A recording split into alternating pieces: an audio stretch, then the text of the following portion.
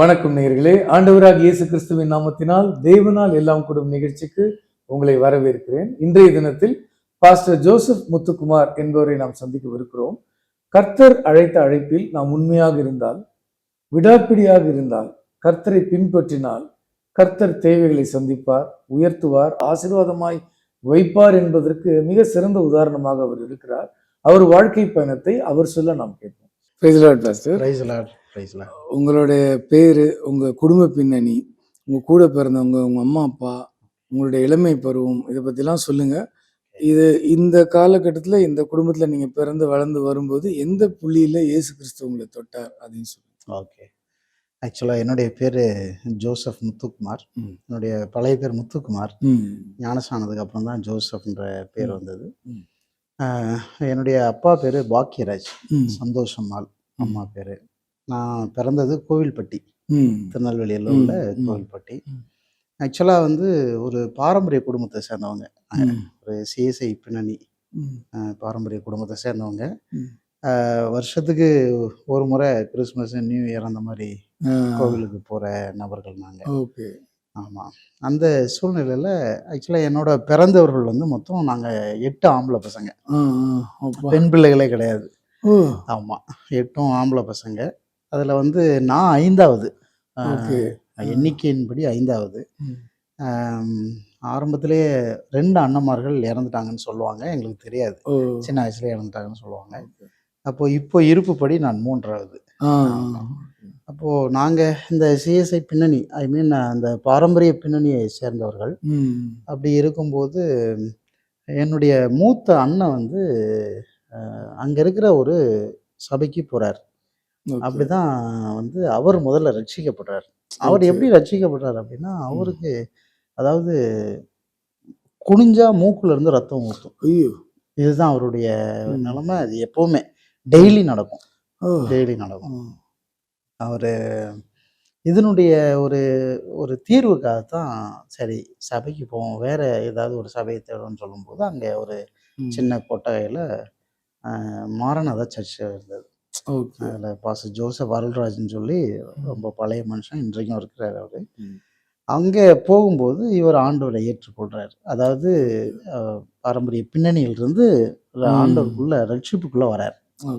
So அந்த கொஞ்சம் காலகட்டத்திலேயே அந்த பிளட்டு வர்றது ஸ்டாப் ஆயிடுச்சு. ஓகே. ஆமாம், தொடர்ந்து ஆண்டவரை தேட நான் எங்களை எல்லாரையும் சபைக்கு நடத்துவார். அப்படி அம்மா அப்பா எல்லாரையும். அப்போது அங்கே நாங்கள் போக ஆரம்பித்தோம். அப்போது அவர் ரட்சிக்கப்படுறாரு. அவருக்கு அப்புறமா தான் நாங்கள் வந்து ஒவ்வொருத்தராக வந்து சபைக்குள்ளே போக ஆரம்பிக்கிறோம். நாங்கள் அப்போலாம் சின்ன பிள்ளைங்க. நான் வந்து பிறந்தது கோவில்பட்டி, ஒரு 6ஆம் கிளாஸ் படிக்கிற வரைக்கும் தான் அங்கே இருந்தோம். அதுக்கப்புறமா ஒரு குடும்ப சூழ்நிலை நிமித்தமாக எல்லாரும் குடும்பத்தெல்லாம் கூப்பிட்டுட்டு அண்ணன் வந்து கோயம்புத்தூருக்கு வராங்க. கோயம்புத்தூருக்கு வந்ததுக்கப்புறம் அங்கே ஒரு மாரநாதா திருச்சபை, அங்கே போய் நாங்கள் ஐக்கியமாகிறோம். அங்கே தான் நாங்கள் முழுசாக எல்லாருமே வந்து ஆண்டவருக்கு எங்கள் வாழ்க்கையை ஒப்பு கொடுத்தோம், ரட்சிக்கப்பட்டோம். அதுக்கப்புறமாக எங்கள் குடும்பத்தில் இருக்கிற 3 பேரை வந்து மாரநாதா ஹோம் வந்து ஊட்டியில் இருக்குது, அங்கே படிக்கிறதுக்காக எங்கள் அண்ணன் தீர்மானிக்கிறாரு, அங்கே அனுப்புகிறார். அப்போ நாங்கள் அங்கே போய் படிக்க ஆரம்பிக்கிறோம். எனக்கு நல்ல ஞாபகம் இருக்குது, 7th 8th 9th 10th ஒரு 4 years நான் அங்கே படிக்கிறேன். என்னோட தம்பிகளும் படிக்கிறாங்க. நல்லா படிப்பேன் அப்போவே. 10th நல்லா ஃபர்ஸ்ட் மார்க் எல்லாத்துலேயுமே நல்லா படிப்பேன். அங்கே இருக்கும்போது தான் நான் ஊழிய அழைப்பு பெறேன். ஒரு ஃபாஸ்டிங் ப்ரேயரில் ஆண்டவனோட பேசுகிறார். நான் என்கிட்ட ஆண்டவர் சொல்கிறாரு, நான் உன்னை ஊழியத்துக்காக அழைச்சிருக்கிறேன், நீ ஊழியத்துக்கு போகணுன்னு சொல்லும்போது நான் வந்து கொஞ்சம் குள்ளமாக இருப்பேன்.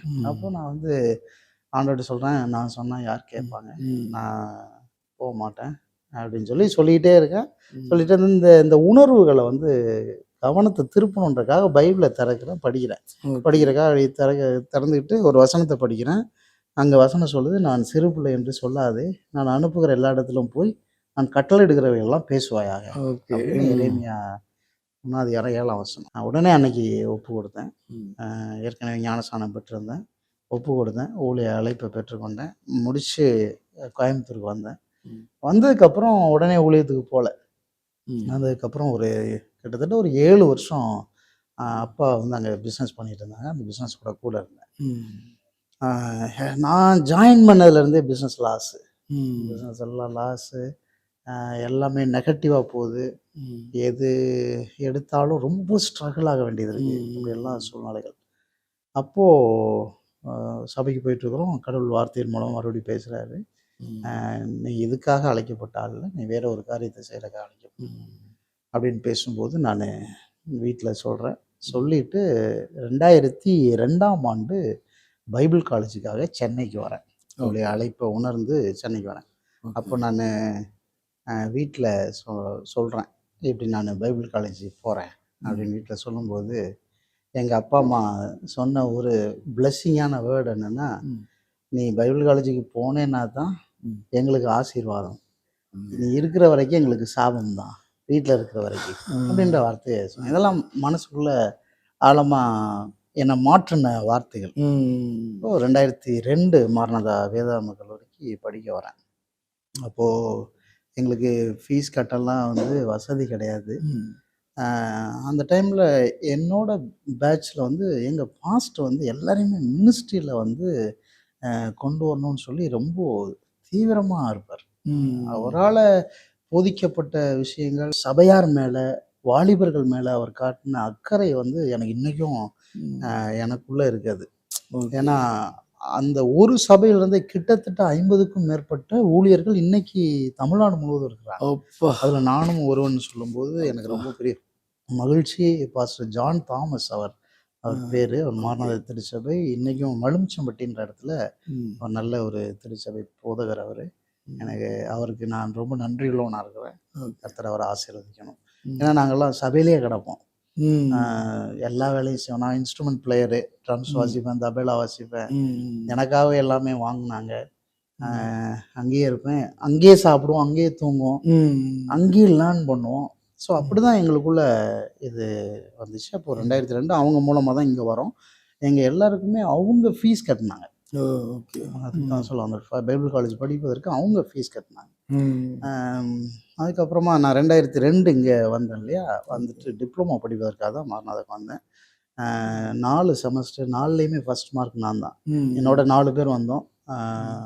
நல்லா படிப்பேன், எனக்கு ரொம்ப அதில் ரொம்ப ஆர்வம், அதனால் எல்லாத்துலேயுமே ஃபஸ்ட் மார்க் வாங்கினேன். ஸோ இதை கவனிச்சிட்டே இருந்த பைபிள் காலேஜ் டைரக்டர் என்ன பண்ணாருன்னா, அவங்க எல்லாரும் மாரநாதாவை சேர்ந்தவங்க தானே. ஸோ அவங்க ஃபோன் பண்ணி, நான் முத்துக்குமாரை என்னுடைய சபையில் அசிஸ்டன்ட் பாஸ்டராக வச்சுக்கிறேன் அப்படின்னு சொல்லி கேட்டாங்க. அப்போது டைரக்டர் அலெக்ஸ் ஜோசப் அவர். அப்புறம் அங்கேயே நான் ஒரு 5 ஆண்டுகள் அவருக்கு அசிஸ்டண்ட்டாக அவருடைய சபையில் இருந்தேன். அவருடைய வீட்டிலேயே தங்கியிருந்தேன். அவங்க எல்லா பொறுப்பையும் எடுத்துக்கிட்டாங்க. தென் சபையை பார்த்துக்கிட்டோம். பெரம்பூரில் அவங்க சபை இருந்தது. அப்போது அங்கேயே தங்கியிருந்தேன். அப்போது அங்கே இருக்கும்போதே எனக்குள்ள தேவன் என்ன வச்சிருக்கிறாருன்றதை தேட ஆரம்பித்தேன். நான் யார், எனக்குள்ள என்ன வைக்கப்பட்டிருக்குது, நான் என்ன செய்யும்படிக்கு அழைக்கப்பட்டிருக்கிறேன் அப்படின்றத தேட ஆரம்பித்தேன். அப்போவே நிறைய நான் கவிதைகள்லாம் எழுதுவேன், புஸ்தகங்கள்லாம் எழுதுவேன். நான் பிலீவராக இருக்கும்போதே 1-2 சின்ன சின்ன புஸ்தகங்கள்லாம் ரிலீஸ் பண்ணியிருக்கோம். என்னுடைய கவிதைகள் வந்து மாரநாதா மாத இதழில் மாதம் வரும். மாதம் வரும். அப்போது நான் நிறைய எழுதுவேன். அவங்க வீட்டிலையே தங்கியிருந்தாலும் நிறையா எழுதுவேன், நிறையா படிப்பேன், எழுதுவேன். அப்போ எனக்குள்ள ஆண்டவர் போட்டது எல்லாத்தையும் எழுதினேன். ஒரு முறை எப்படி எழுதினேன், நான் பிரசவிக்க போகிறேன், என் இருதயம் கர்ப்பமாக இருக்கிறது அப்படின்னு சொல்லி எழுதி என்னுடைய தரிசனங்கள்லாம் எழுதினேன். அப்போ 2004 பைபிள் காலேஜ் முடிச்சுட்டு அங்கே இருக்கிற அந்த ஒரு 5 இயர்ஸ் கேப்பில் ஒரு 2008 7 8 அந்த டைமில் வந்து நான் தனிப்பட்ட ஊழியத்திற்காக நான் அவங்கக்கிட்ட கேட்டுட்டு நான் பட்டாபிராமுக்கு வரேன். பட்டாபிராமுக்கு வரேன். அப்போது பட்டாபிராமுக்கு வரும்போது என் கையில் காசும் கிடையாது, எனக்குன்னு அங்கே யாரும் கிடையாது. என்னுடைய நண்பர் ஒருத்தர் எனக்கு அங்கே இருந்த நிமித்தம் ஒரு நபர் கிடைச்சிருந்தாரு, பிரதர் சுதாகர்னு சொல்லி. அவரும் நானும் வரோம் பட்டாபிராமுக்கு ஊழியத்துக்காக வரோம். அப்படி ரயில்வே ஸ்டேஷன் இந்து காலேஜில் இறங்கி நடந்து சரி ஒரு இடம் பார்க்கலாம் அப்படின்னு வரோம். அப்படி வரும்போது ஒரு இடத்துல போய் கேட்குறோம், ஒரு ஷெட்டு கிடைக்குமா அப்படின்னு கேட்குறோம். அவங்க அப்போவே வந்து 20,000 அட்வான்ஸு, 2,500 வாடகை அப்படின்னு சொல்லி சொல்கிறாங்க. என் கையில் அப்போ 1,000 தான் இருந்தது, வெறும் 1,000 தான் இருந்தது. அதுக்கப்புறமா நான் சரி ரைட்டு இன்னொரு இடத்த பார்ப்போம் அப்படின்னு சொல்லி கொஞ்சம் நகர்ந்து போகிறேன். சென்ட் மேரிஸ்னு ஒரு ஸ்கூல், அந்த ஸ்கூலில் போய் அங்கே சார் இருக்கிறாங்க, அவங்கள்ட்ட போய் கேட்குறேன், சார் நான் இப்படி ஊழியத்துக்காக படிச்சிருக்கிறேன், ஊழியம் செய்யணும்னு வாஞ்சியாக இருக்கிறேன், எனக்கு ஏதாவது இடம் கிடைக்குமா? அப்படி சொன்னது தான். அவர் என்ன பண்ணார், அன்றைக்கி ஒரு சாட்டர்டே நினைக்கிறேன், ஃப்ரைடே நினைக்கிறேன், ஈவினிங்கில் அவர் என்ன பண்ணார், கொத்து சாவி எடுத்து என் கையில் கொடுத்தாரு.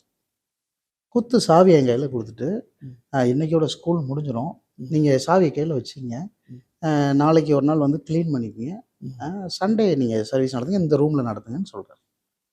நான் சாவி கையில் வாங்கிட்டு அவரை திருப்பி கொடுத்துட்டு, சார் அட்வான்ஸ் எவ்வளோன்னு சொல்லுங்கள், வாடகை, ஏன்னா ஏற்கனவே நம்ம 20,000 அட்வான்ஸ் 2,500 வாடகை கேட்டிருக்கிறோமே சொல்லிட்டு நான் சொல்கிறேன், சார் ஊழியம் தானே சார் செய்ய போகிறீங்க, இந்தாங்க வச்சுங்க, நீங்கள் வேற ஒரு இடத்த பார்க்குற வரைக்கும் நீங்கள் ஃப்ரீயாக நடத்துங்கன்னார். எவ்வளோ பெரிய கிருபை, எவ்வளோ பெரிய கிருபை. ராஜா சார், அவர் பேர் ராஜா, அவரை என் வாழ்க்கையில் மறக்கவே முடியாது. ஏன்னு சொன்னால் ஒரு ஊழியம் அங்கே நிற்பதற்கு காரணமாக இருந்த ஒரு மிக முக்கியமான நபர். யாருன்னே தெரியாது, முதல் முறையாக ஃபர்ஸ்ட் மீட்டு முதல் முறையாக போகிறேன். எப்பவுமே அவருக்கு நான் வழியில் பார்க்கும்போது நான் நன்றி சொல்லுவேன், சார் உங்களால் தான் தேவனுடைய ராஜ்யம் இங்கே கட்டப்பட்டு நாங்கள் நின்றுட்டுருக்குறோம் அப்படின்னு சொல்லி அவருக்கு எப்பவுமே சொல்லுவோம். அது மாதிரி சாவியை கொடுத்தாரு. அப்புறம் கிட்டத்தட்ட 2 இயர்ஸ் ₹1 வாடகை இல்லாமல் அங்கே நான் நடத்தலை. என் கையில் தான் சாவி இருக்கும். சாட்டர்டே போய் சாவி வாங்குவேன், க்ளீன் பண்ணுவோம், காலைல சர்ச் நடக்கும். அப்படியே நடத்திட்டு இருந்தோம். 2 வருஷம் ₹1 கூட வாடகை அப்படின்னு சொல்லி பேசுனதில்லை. இன்னைக்கு வரைக்கும் கிட்டத்தட்ட 20 ஆண்டுகளுக்கு மேலே ஆகுது. அவரோட எனக்கு நல்ல நட்பு இருக்குது. நல்ல மரியாதைக்குரிய மனுஷன். அப்படி எனக்கு ஆண்டவர் அதை அவங்கள ஏற்படுத்தி கொடுத்தாரு. ஸோ அங்கே ஊழியத்தை ஆரம்பிக்கிறேன். நான் ஒருத்தன் தான் இருக்கிறேன், இந்த சுதாகர் பிரதர் என் கூட இருக்கிறார். நான் என்ன பண்ணுவேன் அப்படின்னா, அந்த டைம்லேயே நான் பிடிஹெச்காக ஏஎஃப்டி படிக்கிறேன், ஏஎஃப்டியில் பிடிஹெச் படிக்கிறேன். அதுக்கப்புறமா மாஸ்டர்ஸ் வந்து ஹெச்பியில் பண்ணுறேன். இதெல்லாமே ஒரு பக்கம் பண்ணுறேன். தென் ஊழியத்தின் நிமித்தம் பட்டாபிராம் பகுதியில் தெருவாக பிரசங்கம் பண்ணுறோம். என்னோட பைபிள் காலேஜ் படித்தவங்க எல்லாரும் நான் பிரசங்கம் பண்ணுவேன். ஒருத்தர் கிட்டார் வாசிப்பார், ஒருத்தர் பேண்ட் வாசிப்பாப்புல, அப்படி தெருவாக பிரசங்கம் பண்ணுறோம். அப்போது அப்படி தான் மக்கள் வந்து வர ஆரம்பிக்கிறாங்க. நான் ஒரு தெருவில் பிரசங்கம் பண்ணிகிட்ருக்கிறேன். ஒரு வயதான ஒரு அம்மா வந்து ரொம்ப வருஷமாக வந்து கை கால் வராமல் படுத்துருக்குறாங்க. அது எனக்கு தெரியாது. தெருவில் பிரசங்கம் பண்ணிகிட்ருக்கிறேன். பிரசங்கம் பண்ணி முடிக்கிறேன். அவங்க வந்து தண்ணி எடுத்துட்டு நடந்து வந்து கொடுத்து வீட்டுக்குள்ளே கூப்பிட்றாங்க. இந்த நிகழ்வு வந்து ஃபர்ஸ்ட் இன்சிடென்ட்டு அந்த இடத்துல ஊழியம் ஆரம்பிப்பதற்கு காரணமாக அவங்க அன்னையிலேருந்து இன்னைக்கு வரைக்கும் நம்முடைய சபையில் இருக்கிறாங்க. வயதான ஒரு தாயார், அவங்க குடும்பம் அப்படியே சபைக்கு வர ஆரம்பிச்சாங்க. தெருவாக பிரசங்கம் பண்ணுறோம். ஒருவேளை சாப்பிட்டியான்னு கேட்கறது கூட ஆள் கிடையாது, கையில் காசும் கிடையாது. இப்போ நான் இங்கே எனக்கு ஸ்கூலில் வந்து சர்ச் நடத்த ஃப்ரீயாக இடம் கிடச்சிருச்சு. ஆனால் என்கிட்ட 1000 ரூபா இருக்குல்ல, இப்போ நான் அங்கே தங்குறதுக்கு ஒரு இடத்துக்கு பார்க்கணும்னு சொல்லி போகிறேன். அப்போது அங்கே வந்து 1000 ரூபா அட்வான்ஸும் 350 ரூபா வாடகையும் அப்படின்னு ஒரு வீட்டை ஃபிக்ஸ் பண்றோம். இருந்த 1000 ரூபாய் கொடுத்தாச்சு. ஒரு மாசம் அப்புறம் தானே வாடகை கொடுக்கணும். ஸோ அதனால இடையில எனக்கு பணம் தேவைப்படாது. அந்த கேப்ல தான் நாங்கள் தடவை பிரசவம் பண்றோம். ஒருவேளை சாப்பிட்டியான்னு கேட்கறதுக்கு கூட ஆள் கிடையாது. எனக்கு சாப்பாடும் பெரிய விஷயம் கிடையாது. ஏன்னா எனக்கு இருந்த பசி வந்து அந்த நாட்கள்ல தேவனுடைய ராஜ்யத்தை நான் வந்து கட்டணும், தேவனுக்காக ஊழியம் செய்யணும். அந்த அழைப்பு வந்து எனக்கு ஒரு வெறித்தனமா இருந்தது. அதாவது எனக்கு சாப்பாடுனா பிரச்சனை இல்லை, தூக்கம் பிரச்சனை இல்லை. நான் ராத்திரி ஃபுல்லா முழிச்சிருப்பேன், எழுதிட்டு இருப்பேன், புக்கு படிச்சுட்டு இருப்பேன். இதுதான் என்னுடைய வேலையா இருந்தது. அதாவது பகல் ஃபுல்லா எங்கேயாவது எப்படியாவது ஊழியத்தை செய்யலாம், யாரையாவது சந்திக்கலாம், யாரு கூட பேசலாம் அப்படின்ற ஒரு எண்ணம் இருக்கும். இரவு ஃபுல்லா எழுதலாம், படிக்கலாம் அப்படின்றது இருக்கும். சில சமயங்கள் நான் ராத்திரியெல்லாம் எழுதிட்டே இருப்பேன். காலைல 6 மணி ஆயிரும், குளிச்சு கிளம்பி வெளியே போவேன். அந்த மாதிரிலாம் இருந்துருக்கு. அப்போ வந்து கையில காசே இருக்காது. எனக்கு பசியும் ஒரு பெரிய விஷயமா இல்லை, ஒரு தேவைன்றதும் இல்லை. எனக்கு தேவைப்படும் போது தேவன் எல்லாவற்றையும் சந்திக்கிறார்ன்ற அந்த ஆழமான நம்பிக்கையும் உணர்வு இருந்தது. அது அதன்படியே நடந்தது. இப்ப பாருங்க, இந்த தெருவில் பிரசவம் பண்ணும்போது இந்த அம்மாவை சந்திக்கிறோம்ல, ஆண்டவர் வந்து எப்படி அங்க தீர்க்கதரிசிக்கு ஒரு விதவையை அதே மாதிரி இந்த தாயார அவங்களும் கணவனை இழந்தவங்க தான். தேவனுடைய ராஜ்யத்தின் நீதியும் தேடும் போது இவையெல்லாம் கூட அவர் பார்த்துப்பாரு. அது அது அது 100% உண்மை. இன்னொன்னு, என்னுடைய ஊழியத்துல என்னுடைய அந்த பாதையில அவர் பேக் அடிக்க மாட்டார். ஆமா, ஏதாவது அவர் வாட்டி சொல்லிட்டாருன்னா அது கல்வெட்டுல எழுத வேண்டியது. ஆமா ஆமா, அதெல்லாம் ஐயோ தெரியாம சொல்லிட்டேன் பிரதர்னு ஆண்டவர் சொல்ல. ஆமா ஆமா, மகனே தெரியும். ஆக்சுவலா பிரச்சனை என்னன்னா, ஆண்டவர் சொல்றாரு, உங்களுக்கு இன்னது தேவை என்பது நான் அறிந்திருக்கிறேன்றார்ல. எனக்கு இன்னது தேவை என்பதை அவர் அறிந்திருக்கிறார் என்பது எனக்கு தெரியாதான் பிரச்சனை. அதை நான் என் பையன்கிட்ட சொல்லுவேன், அப்பா வாங்கி தரேன்னு சொல்லுவேன்டா, ஆனா அப்பா செய்யாம விட்டுருவேன். ஆனா நீ அவர்கிட்ட கேட்டு எதுக்கு எடுத்தாலும் நான் டம்மி அப்பா. அது சரி, பரம தகப்பன்ட்ட கேட்க கத்துக்க. கரெக்ட். அவரால் முடியாதெல்லாம் ஒண்ணுமே கிடையாது, ஒண்ணுமே இல்லை. அப்போ கர்த்தர் எனக்கு அந்த தாயார ஆயத்தம் பண்ணி வச்சிருக்கிறாரு. A to Z அவங்க பொறுப்பெடுத்துக்கிறாங்க. 3 வேளை சாப்பாடு, என்னுடைய ட்ரெஸ் துவைக்கிறது, எல்லாத்தையும் அவங்க பொறுப்பெடுத்துக்கிறாங்க. அதாவது இது நான் கர்த்தரே வந்து படுகையில் இருக்கிறவங்களை எழுப்பி ஜீவனை கொடுத்து உங்களுக்கு உதவியாளராக வைக்கிறாரு. அப்போ ஆல்ரெடி பிளான் பண்ணி வச்சிருக்கிறாரு. நான் இதெல்லாம் லேர்ன் பண்ணிக்கிறேன். என்ன லேர்ன் பண்ணிக்கிறேன்னா, என்னுடைய பர்பஸ்ல, என்னுடைய காலிங்ல, என்னுடைய அனாயிண்டிங்ல நான் செய்ய வேண்டிய அசைன்மெண்ட்டை ஃபுல்ஃபில் பண்றதுக்கு நான் பிரயாணப்படும் போது எல்லாமே ரூட்ல வைக்கப்பட்டிருக்குன்றதை நான் அறிஞ்சுக்கிறேன். இப்போ நான் ஃபர்ஸ்ட் நபரை அந்த வீடு பார்க்க போகும்போது 20,000 அட்வான்ஸ், 2,500 அந்த இதுல நான் திரும்பி இருந்தேன்னா, நான் அடுத்து ராஜா சாரை சந்திச்சிருக்க முடியாது, ஸ்கூலை சந்திச்சிருக்க முடியாது, அந்த நபரை சந்திச்சிருக்க முடியாது. ஸோ சூழ்நிலைகள் சில சமயங்கள் நம்மளை திருப்ப பார்க்கும். கரெக்ட். பட் நான் முன்னேறி போய்கிட்டே இருக்கணும். ஒரு முறை ஒரு புத்தகத்தில் படித்தேன், ஒரு பாறையை அடிக்கணும்னு முடிவு பண்ணிட்டீங்கன்னா, உடைக்கணும்னு முடிவு பண்ணிட்டீங்கன்னா, அது உடைய அடிங்க. அதுக்கு பதிலாக நான் 100 தடவை தான் அடிப்பேன்னு சொல்லாதீங்க. ஆமாம், சில சமயங்கள் 100 தடவை நம்ம அடிப்போம், ஒரு வீரல் விட்டுருக்காது, 101வது தடவை மொத்தமாக உடையும். அப்போது அந்த புத்தக ஆசிரியர் எழுதுறாங்க, 100 தடவை தான் அடிப்பேன்னு அடிச்சிங்கன்னா அது உடையாம இருக்கலாம், 101வது தடவை அடிங்க. அப்போ அந்த பாறை என்ன சொல்லணும்னா, தன்னுடைய நம்பிக்கை இழக்க ஆரம்பிக்கும். சில சமயம் நம்ம அடிச்சுக்கிட்டே இருப்போம், நம்ம நம்பிக்கை இழந்துருவோம். ஆனா பாறை நம்பிக்கை இழக்க ஆரம்பிக்கும் போது அது உடைய ஆரம்பிக்கும். ஸோ அதனால அடுத்தடுத்த முயற்சிகள் எடுக்கும்போது எனக்கான தேவன் ஆயத்தம் பண்ணி வச்சிருக்கிறவங்கள நான் பார்க்க ஆரம்பிக்கிறேன். அப்போ அவங்க எல்லாத்தையும் பொறுப்படுத்துக்கிறாங்க. அதுக்கப்புறமா ஊழியத்தை அங்கே ரன் பண்ணுறோம், மக்கள் வர ஆரம்பிக்கிறாங்க. அதுக்கப்புறம் என்னுடைய ஊழியத்தில் வந்து நான் செய்த ரொம்ப முக்கியமான ஒரு காரியம் என்னென்னா, நான் ஒரே ஒரு ஜெபம் ஆண்டவர்கிட்ட பண்ணுறது, ஆண்டவரே நான் அடுத்து என்ன செய்ய வேண்டும், இதுதான் என்னுடைய ஜெபம். தேவைகள் இருந்தாலும், பிரச்சனை இருந்தாலும், இல்லாமல் இருந்தாலும், நான் கேட்குற ஒரே ஒரு கேள்வி, ஆண்டவரே நான் அடுத்து என்ன செய்வேன். ஏன்னா அடுத்து நான் என்ன செய்யணுன்றதுல தான் அந்த பிரச்சனை சரியாவது அடங்கியிருக்கு, என் தேவை சந்திக்கப்படுவது அடங்கியிருக்குது, ஊழிய வளர்ச்சி அடங்கியிருக்குது. ஸோ அதனால் ஆண்டவர்கிட்ட நான் அடுத்து என்ன செய்யணும். அப்போது இந்த டைமில் தான் எனக்கு திருமண காரியங்களினுடைய அவசியத்தை நான் ஃபீல் பண்ணுறேன். என்ன சொன்னால், தனிப்பட்ட நபராக ஒரு வாலிப குடும்பத்துக்குள்ள போய் ரொம்ப கஷ்டம். அதே நேரத்தில் வாலிப பிள்ளைகள் இருக்கிற குடும்பங்களில் அங்கீகாரம் பெறுவது கடினமாக இருக்குது. பெருசாக பெரிய விதத்தில் செய்ய முடியும். அப்போ கொஞ்சம் ஊழியங்களை பட்டாபிராம் பகுதியில் செய்கிறோம், அப்போது சேக்காடுக்குள்ளெல்லாம் செய்கிறோம், கொஞ்சம் பறந்து வந்து செய்கிறோம். அங்கே சேக்காட்டுக்குள்ளே ஜெயக்குமாரின்னு ஒரு அம்மா இருந்தாங்க. அவங்க வந்து என்ன செய்வாங்கன்னா சண்டே கிளாஸு, விபிஎஸ்ஸு, பெண்கள் கூட்டம் அப்படி நிறைய நடத்துவாங்க. அவங்க அங்கே நான் ட்ராக்ஸ் கொடுத்துட்டே ஊழியம் செய்யும்போது அவங்க சந்திக்கப்பட்டு அப்புறம் அவங்க மூலமாக அந்த பகுதியிலையும் ஊழியத்தை எஸ்டாப்ளிஷ் பண்ணோம். இப்போ இப்படி இருக்கும்போது திருமண காரியங்களை குறித்து யோசிக்க வேண்டிய ஒரு கட்டாயம். அப்போது என்னோட பைபிள் காலேஜ் படித்த சீனியர் என்ன பண்ணுறாருன்னா, இப்படி ஒரு பொண்ணு இருக்குது, நீங்கள் அவங்க வீட்டில் தான் நான் சர்ச் நடத்துகிறோம், அவங்களே பேசலாம் அப்படின்னு சொல்லி சொல்லும்போது, அவங்க ஆங்கிலோ இந்தியன் ஃபேமிலி திருவள்ளங்காட்டில் இருக்கிறாங்க. அப்போது சரின்னு சொல்லி நான் ஒத்துக்கிறேன். அப்புறம் பார்க்குறோம்.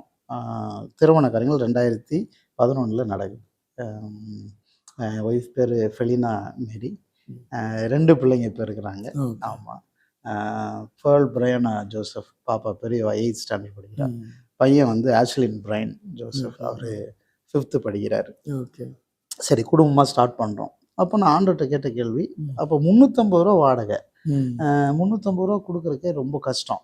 ஏன்னா நான் ஊழியங்களை செய்கிறதுல தீவிரமாக இருக்கிறோம், கிடைக்கிற காரியத்தை வச்சு நம்ம இது பண்ணுறோம். அப்போ திருமணம் ஆகிட்டா அடுத்து நாங்கள் 350 3500க்கு வாடகைக்கு போகிறோம். அப்போ வந்து பார்த்திங்கன்னா பொருளாதார நெருக்கடி எனக்கு ஏகப்பட்டது. ஏன்னா ஊழியத்தில் கான்சன்ட்ரேட் பண்ணிகிட்டே இருக்கிறேன். மக்களும் ஆத்துமாக்களும் தான் எனக்கு வந்து ஒரு ஒரு ஒரு அதுதான் என்னுடைய பசி. பட் ஆனால் பொருளாதார பிரச்சனை எனக்கு இருக்குது. அடிக்கடி சொல்லுவேன், எனக்கு பிசாசெல்லாம் பிரச்சனையா இல்லை, பொருளாதாரம் தான் பிரச்சனையா இருக்குது அப்படின்னு நான் அடிக்கடி சொல்லுவேன். இதுக்கே அவன் தானே காரணம். ஸோ அதனால அப்போது அந்த டைமில் நான் என்ன பண்ணுவேன் அப்படின்னா, என்னுடைய புஸ்தகங்கள் சின்ன சின்னதாக ரிலீஸ் பண்ணியிருந்தேன். நான் நிறைய கொஞ்சம் கிடைக்கிற பணங்கள்லாம் புஸ்தகத்தில் போடுவேன், புஸ்தகங்களை ரிலீஸ் பண்ணுவேன். அப்படி நிறைய புஸ்தகங்கள் ரிலீஸ் பண்ணியிருந்தேன். அப்போது அந்த புஸ்தகங்கள் எடுத்துகிட்டு வீடு வீடாக போய் இன்ட்ரடியூஸ் பண்ணுவேன். சென்ட்ரல்ல இருந்து அரக்கோணம் வரைக்கும் ஒவ்வொரு நாளும் காலையில் 6 மணிக்கு எழுந்துச்சு போயிடுவேன். ஒரு நாள் லெஃப்டில், ஒரு நாள் ரைட்டில், ஸ்டேஷன்லேருந்து அரக்கோணம் வரைக்கும் வீடு வீடாக போய் இன்ட்ரடியூஸ் பண்ணுவேன். இப்படி ஓவர் கமர்ஸ் ஃபெய்த் மினிஸ்ட்ரிஸ்லேருந்து வரோம். ஒரு ஸ்பிரிச்சுவல் புக் இருக்குது, நீங்கள் வாங்கி படிச்சிங்கன்னா அது உங்களுக்கு பிரயோஜனமாக இருக்கும்னு சொல்லி ஒவ்வொரு கிறிஸ்தவ வீடுகளை பார்த்து நான் இன்ட்ரடியூஸ் பண்ணேன். கிறிஸ்தவ வீடுகள் ஈஸியாக அடையாளம் தெரிஞ்சிடும். அவங்க வீடை பார்த்தாலே தெரியும். ஒவ்வொரு வீடா அப்போ ஒரு இடத்துல அம்பத்தூரில் ஒரு புத்தகத்தை இன்ட்ரடியூஸ் பண்ண போகிறேன். அவர் வாங்கி பார்த்துட்டு, சார் நீங்கள் சார் இந்த புத்தகத்தை விற்கிறதுக்கு அலைஞ்சிட்டு இருக்கிறீங்க, எழுதினவர் ஃப்ளைட்டில் போயிட்டுருப்பார், அங்கே எங்கேயாவது லாட்ஜில் தங்கியிருப்பார், அவர் பெரிய ஆளாக இருப்பார், நீங்கள் இதில் ஒரு 10 ரூபா கிடைக்குன்னு சொல்லிட்டு நீங்கள் இதை அலைஞ்சிட்டு இருக்கிறீங்களேன்றார். எனக்கு பக்குன்றுச்சு. என் பேரை கட்டு வர ஒன்று கரெக்டாக கேட்குறாரு, நீங்கள் உங்கள் பேர் அப்படின்னாரு. நான் அதில் பாதி பேர் தான் சொன்னேன், முத்துக்குமார்னு சொன்னேன். இதெல்லாம் ஃபேஸ் பண்ணியிருக்கிறேன். ஒரு நாளைக்கு 6 மணிக்கு போவேன், கிட்டத்தட்ட 50 புஸ்தகம் கையில் கொண்டு போவேன். 50 புஸ்தகத்தையும் வந்து இன்ட்ரடியூஸ் பண்ணி விற்றுட்டு வந்துடுவேன். அப்படி வரும்போது தான் தயிர் வாங்கிட்டு வருவேன், அரிசி வாங்கிட்டு வருவேன், வீட்டுக்கு தேவையான சில பொருட்களை வாங்கிட்டு வருவேன். என் குடும்பத்தை அப்படி தான் ஸ்டார்ட் பண்ணேன். ஏன்னு சொன்னால், நான் பட்டாபிராமுக்கு மினிஸ்ட்ரிக்கு இண்டிபெண்ட்டாக வரேன்னு சொல்லும் போதே என்னோட இருந்தவங்க எல்லாரும், எனக்கு உதவியாக இருந்தவர்கள் எல்லாருமே என்னை விட்டு போயிட்டாங்க. அப்போது தனிப்பட்ட காலிங்னு வரும்போது சில சமயங்கள் எல்லாருமே விசுவாசத்தில் ஆரம்பிக்கிறவர்கள் எல்லாருமே தனியாக தான் ஆரம்பிச்சிருப்பாங்க, எல்லாருமே தனியாக தான் இருந்திருப்பாங்க. அதுக்கப்புறம் தான் அவர்கள் ஜெயித்ததுக்கு அப்புறம் ஏற்றுக்கொள்ள ரெடி. ஆனால் ஜெயிப்பதற்கு உதவியாக இருப்பதற்கு கர்த்தர் வேற ஆட்களை தான். இது 100க்கு 100 உண்மைன்றதை பார்த்தேன். அப்போது அப்படிதான் நாங்கள் ஃபேமிலியை ரன் பண்ண ஆரம்பித்தோம். ரொம்ப ரொம்ப ஸ்ட்ரகிள், பொருளாதாரத்தில் ஸ்ட்ரகிள், அரிசி இருக்காது, ஒன்றுமே இருக்காது. குழந்தை ஒரே வருஷத்தில் உருவாயிடுச்சு. ரொம்ப ஸ்ட்ரகிள் பண்ணோம். அப்போது இதில் எனக்கு ஆண்டவர் வந்து என்ன நிறைய காரியங்களை கற்றுக் கொடுத்தார். அப்போது அதன் மூலமாக கொஞ்சம் பொருளாதாரத்தை ரைஸ் பண்ணுறோம். அப்புறம் ஆண்டவர்கிட்ட கேட்குறேன், ஆண்டவரே நான் இப்படியே நடந்துக்கிட்டு இருந்தா நான் ஊழியத்தை பார்ப்பேன், இதுவே என்னென்னா மன உளைச்சல் ஆகுது, மனதில் வந்து எண்ணங்கள் வந்து வேற மாதிரி ஆகுது, இல்லை சவால்களை சந்திக்கும் போது பொருளாதார ரொம்ப மன வறட்சி, ஊழியத்தில் கான்சன்ட்ரேட் பண்ண முடியாது. ஸோ அப்படி இருக்கும்போது ஆண்டவர்கிட்ட கேட்குறேன். ஆண்டவர் அப்போ வந்து 2011 ஆண்டவர் எனக்கு ஒரு ஐடியாவை கொடுக்குறாரு. அந்த ஐடியா தான் வந்து கான்ஃபரன்ஸ் ஆரம்பி அப்படின்ற ஐடியா. ஏன்னா நிறைய நான் படிப்பேன், கேட்பேன், எழுதுவேன் இல்லையா. ஸோ ஆண்டவர் என்ன பண்ணார்னா, நீ இதெல்லாத்தையும் வந்து ஒரு கான்ஃபரன்ஸா செமினாரா நடத்த ஆரம்பின்னு சொல்லி சொல்றாரு. இப்போ அந்த உணர்த்துதலுக்கு நான் கீழ்ப்படுகிறோம், நானும் என் மனைவியும் கீழ்ப்படுகிறோம். அப்போ என் மனைவியுடைய பாஸ்டர், என்னோட சீனியர், நல்ல அவரும் போதகர், அவர் பாஸ்டர் நவீன்குமார்னு, இன்னைக்கு அவர் மினிஸ்ட்ரியில் இருக்காரு. இப்போ நாங்கள் 2 பேரும் ஒரு ஆலோசனை பண்ணி ஒரு ஐடியா பண்ணி ஒரு ஃபஸ்ட்டு செமினார், ஃபஸ்ட்டு கான்ஃபரன்ஸ் ஆரம்பிக்கிறோம்.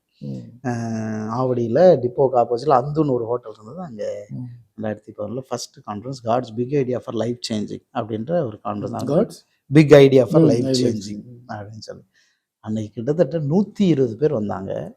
₹100 ரெஜிஸ்ட்ரேஷன் பண்ணி வந்தாங்க. Very first conference. அதாவது அறிமுகமே இல்லாத ஒரு நபர்கள் 2 பேருமே. நாங்கள் 120 பேர் ₹100 ரெஜிஸ்ட்ரேஷன் பண்ணி வந்தாங்க. ஹோட்டலில் எங்களுக்கு மேலே வந்து ஃப்ரீ, ஹால் ஃப்ரீ, சாப்பாட்டுக்கு நாங்கள் அங்கே ஆர்டர் பண்ணோம். அப்படிதான் இருந்தது. இப்போ அந்த ஹோட்டல் இல்லை. அப்படி ஸ்டார்ட் பண்ணோம் பாருங்க. அந்த அந்த ஐடியா வந்து கடவுள் கொடுத்த ஐடியா. இன்னைக்கு கிட்டத்தட்ட 40க்கும் மேற்பட்ட கான்ஃபரன்சஸ் நடத்தியிருக்கிறோம். இந்த கான்ஃபரன்ஸ் தான் வந்து என்னை வந்து மக்கள் மத்தியில் சேர்த்தது. வெளியில் இருக்கிற நிறைய பேருக்கு என்னை கொண்டு போய் சேர்த்தது. ஸோ கடவுளுடைய ஒரு ஐடியாவை ஃபாலோ பண்ணுன்றத நான் இந்த இடத்துல பதிவு செய்ய விரும்புகிறேன். சில சமயம் நம்ம மற்றவர்கள் செய்கிறத நம்ம ஃபாலோ பண்ணணும்னு நினைப்போம். பட் ஆனால் அது ஒர்க் அவுட் ஆகாது.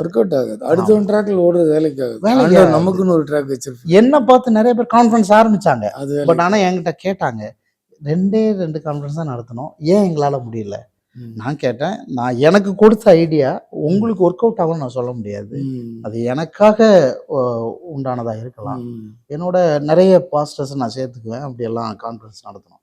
கிட்டத்தட்ட 40க்கும் மேற்பட்ட கான்ஃபரன்சஸ் பட்டாபிராம் பகுதியில் நடத்தியிருக்கிறோம். என்னை பார்த்து சில பெரிய போதவர்கள்லாம் கேட்ட ஒரே ஒரு கேள்வி, எந்த வெளிநாட்டிலேருந்து உனக்கு பணம் வருது அப்படின்னு. ஒரு நாள் சாப்பாட்டுக்கே வழி இல்லாமல் ரோட்டில் தெரிஞ்சிட்டு இருந்த நபர் ஒரு கான்ஃபரன்ஸ்ன்னு வரும்போது, பீப்புள் வர ஆரம்பிக்கும் போது, நமக்குள்ள இருக்கிற அந்த பொட்டன்ஷியல் தான் பீப்புளை வந்து ஈர்க்கும். இல்லை, பொட்டன்ஷியல், அழைப்பு, நம்ம மேலே இருக்கிற காலிங். ஸோ நான் அதில் ரொம்ப கான்சன்ட்ரேட் பண்ண ஆரம்பிச்சேன். சொல்லப்போனால் எனக்கு நிறைய பேரை தெரியும். பட் ஆனால் எங்கேயும் நான் போக மாட்டேன். என்னுடைய ரூமில் இருந்து ஜெபிக்கிறதுலையும், வேதத்தை வாசிக்கிறதுலையும், புக்கு படிக்கிறதுலையும். எனக்கு புக்ஸுன்னா அவ்வளோ பிரியம். எனக்கு ஒரு பிரச்சனைனா நான் உடனே ஒரு புக்கை எடுத்து படித்து தீர்வு காண ஆரம்பிப்பேன். இப்படிதான் இருந்தேன். புரியுது. அப்போது எல்லா தேவைகளையும் கர்த்தர் வந்து பூர்த்தி செய்ய ஆரம்பித்தார். கான்ஃபரன்ஸ், ஒவ்வொரு கவர்மெண்ட் ஹாலிடேனா கான்ஃபரன்ஸ். அதாவது எந்த அளவுக்குன்னா, திருக்குழுக்குன்றத்துலேருந்து ஒரு பாஸ்டர் கவர்மெண்ட் ஹாலிடேன்னு கான்ஃபரன்ஸ் இருக்குன்னு வந்துட்டாரு. பார்த்தா அன்னைக்கு நாங்கள் வைக்கல. அந்த அளவுக்கு, அதாவது கவர்மெண்ட் ஹாலிடேனா பாஸ்டர் வச்சிருக்காருன்னு வந்துட்டாரு. அப்புறம் 2 மணி நேரம் ஸ்பெண்ட் பண்ணிட்டு போனாங்க. அந்த அளவுக்கு கான்ஃபரன்சஸ். அப்புறம் அந்த டைமில் என்ன பண்ணேன்னா, கிட்டத்தட்ட 40க்கும் மேற்பட்ட புஸ்தகங்கள் எழுதியிருக்கிறேன். 40க்கும் மேற்பட்ட புஸ்தகங்கள். என்னுடைய அனுபவங்கள் எல்லாமே எனக்கு பாடல்களாக மாறிடுச்சு. கிட்டத்தட்ட 100க்கும் மேற்பட்ட பாடல்கள்.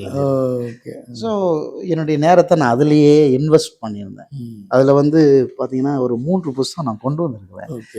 ஒன்று, இது நான் பைபிள் காலேஜ் படிக்கும்போதே ரிலீஸ் பண்ணது, எழுப்புதல் தீ உனக்குள் பற்றுவது எப்போதுன்றது. இப்போ நாங்கள் மறுபடியும் அதை ரிலீஸ் பண்ணோம். இதுக்கு forward doctor Henry Joseph forward பண்ணியிருக்கிறாங்க. ஆமாம். செகண்ட், இது கிறிஸ்துவுக்குள் வெற்றி வாழ்க்கை அப்படின்ற ஒரு புஸ்தகம். இதெல்லாமே சாப்பாட்டுக்கு கஷ்டப்பட்டு ஒன்றுமே இல்லாத நேரத்தில் வார்த்தையினுடைய வெளிப்பாடல் எடுத்து எழுதின புஸ்தகம். அதுக்கப்புறம் the art of divine leadership, தலைமைத்துவத்தின் கோட்பாடுகள்ன்ற ஒரு புஸ்தகம். ஸோ இதெல்லாம் இப்போது ரிலீஸ் பண்ணிக்கிட்டே வரோம். கிட்டத்தட்ட ஒரு 40க்கும் மேற்பட்ட புஸ்தகங்கள் எழுதியிருக்கிறேன். அப்போ ஒவ்வொரு கான்ஃபரன்ஸ்லையும் என்னுடைய பிளான் என்னென்னா, புஸ்தகங்களை ரிலீஸ் பண்ணணும், மக்கள்கிட்ட கொண்டு போய் சேர்க்கணும் அப்படின்ற ஒரு நோக்கத்தோடு. அப்போது நாங்கள் அந்த ஸ்கூல்லேருந்து நாங்கள் மாறி வரோம். ஏன்னா வேறு ஒரு இடத்துக்கு வரோம்.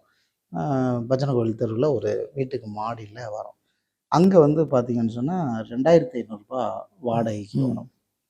10,000 அட்வான்ஸ், 2500 வாடகைக்கு சர்ச்சுக்கு வரோம்.